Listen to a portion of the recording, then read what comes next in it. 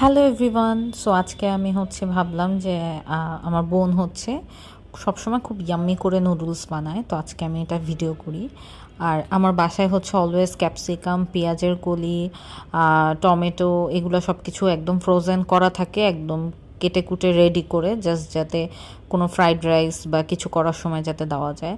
So আমার বোন এগুলা জাস্ট দিয়ে গোলমরিচ, সয়া সস এইসব দিয়ে একটা মিক্সচার করে, বাট আই ডোন্ট নো কী করে যে ওর নুডলসটা এত বেশি মজা হয়। আমি যে খারাপ নুডলস করি তা না, বাট ওর মতো এতটা টেস্টি আমার নুডলস আমার কাছে মনে হয় না।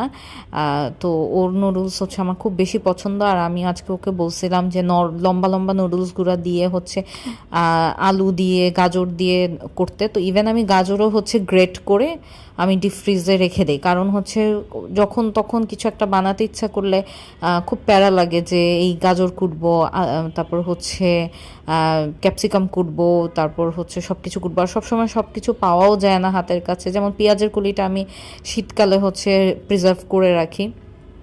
তো এই সিম্পল নুডলসটাই গিয়ে আমার কাছে খুব পছন্দ, যে তেমন কোনো মশলা হবে না, জাস্ট নর্মাল সয়া সস দিয়ে আমি এই নুডলসটা খাবো, কিন্তু আমি এর সাথে অনেক ইনগ্রিডিয়েন্টস অ্যাড করব, লাইক এই যে সসেজ, তারপর আলু, গাজর, সবজি, বিভিন্ন ভেজিস অ্যাড করে গিয়ে আমি খাবো। শীতকালে তো আমি আরও সবজি দিই, ফুলকপি, ব্রকলি সব দিই।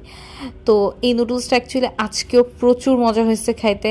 আমি আসলেই জানি না আমার বোন কী করে, ওর হাতে জাদু আছে। আমরা সবাই বলি যে ওর নুডলস বানানো বেস্ট হয়। So that's for now, thanks for watching, bye bye.